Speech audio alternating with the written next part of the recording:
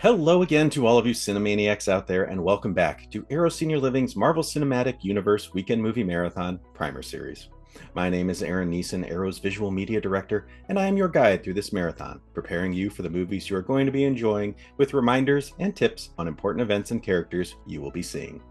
Today, we are laying the groundwork for Avengers Infinity War, the 22nd movie we are watching in this series.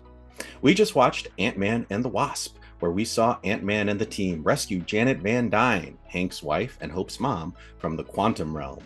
They used some of Janet's quantum energy to temporarily stabilize Ava, aka Ghost, and Scott, aka Ant-Man, was released from house arrest. During a credits scene, Scott went back into the quantum realm to gather quantum energy to permanently stabilize Ava, but before he could be pulled out, Hank, Janet, and Hope all turned to dust, trapping Scott in the quantum realm. What in the world was that all about, right? I really hope that you enjoyed Ant-Man and the Wasp. It was really fun to shrink and grow and fly with Scott and his team, and who doesn't love Walton Goggins? The man is a treasure. But now it is time to move on to the next movie in our marathon, Avengers Infinity War. This is a big one, folks. In a way, it's what all of the Marvel movies have been building up to for the previous decade. Every single character comes into play for this one and the following movie, Avengers Endgame. So, what do you need to know for this one? Well, let's go over some of the characters and events you need to keep in mind for this film. No spoilers yet, I promise to warn you before I dish out any of those. I'm going to go over them quickly because there are a lot of them. But let's start off with Thanos, the big bad who first attacked Earth using Loki and an army of Chitauri. Known as the Mad Titan, he is incredibly powerful and feared by the galaxy. He seeks the powerful Infinity Stones, space, mind, reality, power, time, and soul, to destroy half the life in the galaxy in order to ensure enough resources for those who remain. Tony Stark, aka Iron Man, billionaire, genius, inventor, and pilot of the Iron Man armor. Steve Rogers, aka Captain America, super soldier who fights for truth and justice and always stands up for the little guy. Thor, god of thunder and leader of the Asgardian people. Natasha Romanoff, aka Black Widow, super spy and hero. Bruce Banner, aka the Incredible Hulk, brilliant physicist who turns into an immensely powerful giant when worked up. Peter Parker, aka Spider-Man, teenage superhero with spider powers. King T'Challa, aka Black Panther, leader of Wakanda with super strength and a vibranium panther suit. Bucky Barnes, aka the Winter Soldier, friend of Captain America from when they were young in the 40s, taken and turned into a brainwashed super soldier, but has been in recovery. Loki, brother of Thor and god of mischief, who has turned to good after the events of Thor Ragnarok.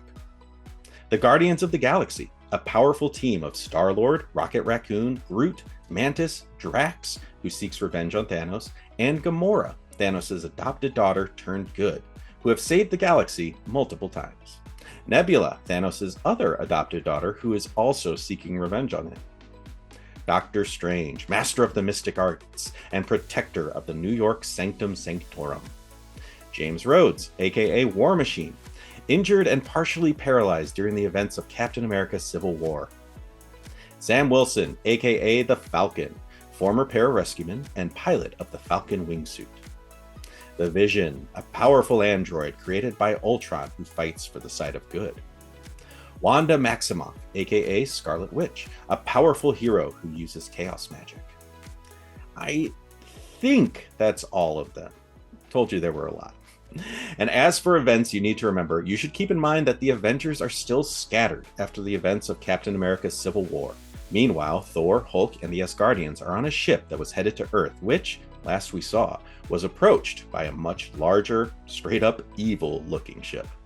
Also, you should remember that Vision holds the Mind Stone in his head. The Nova Corps on Xandar hold the Power Stone. The Reality Stone is held by the Collector on Nowhere. The Tesseract is held by the Asgardians. And Doctor Strange has the Time Stone. Now we're going to dig into the plot just a little bit. So for those of you who don't want to know anything in advance, I suggest switching this off now.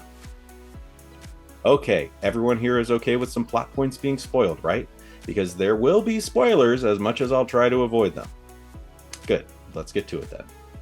We start off with Thanos having attacked and all but defeated the Asgardians. Thor is bound on his knees and the ship is trashed. Thanos is seeking the Tesseract and the Space Stone within.